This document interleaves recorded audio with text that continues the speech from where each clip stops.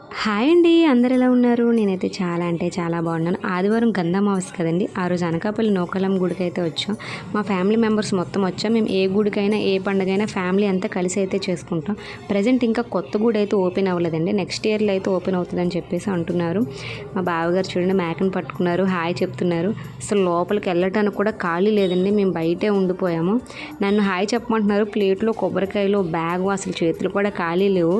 అందుకే నించొని చూస్తున్నాను. మా బావగారు పాప చూడండి ఎలా అయిపోయిందో, చాలా ఎండగా ఉందండి బయట. సేవకులు కూడా భక్తులందరికీ లైన్లో ఎవ్వరికి ఎటువంటి ఇబ్బంది లేకుండా వాటర్, మజ్జిగ, చిన్నపిల్లలకి చాక్లెట్స్ ఏంటి అవన్నీ లైన్లో అందరికీ ఇస్తున్నారు. చూడండి ఎంతమంది జనాలు ఉన్నారు. ఒక ఆదివారం అనేసే కాదండి, అమ్మవారి పండుగ 1 మంత్ అవుతుంది. 1 మంత్ కూడా ఇలానే ఉంటారు జనాలు. ఫైనల్గా అమ్మని అయితే దర్శించుకున్నాం.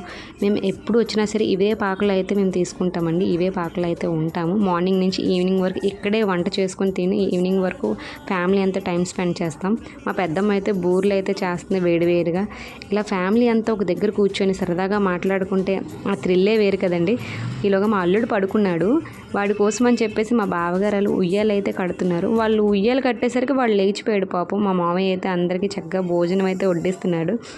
ఇలా ఫ్యామిలీ అంతా ఒక దగ్గర కూర్చొని ఇయర్లీ వన్స్ అయినా ఇలా కలిస్తే చాలా బాగుంటుంది కదండి.